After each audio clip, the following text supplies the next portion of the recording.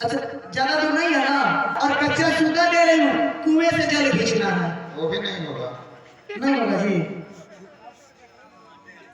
आप कच्चा घड़ा में पानी ला दीजिएगा। तीसरा है दीवार, हाँ दीवार।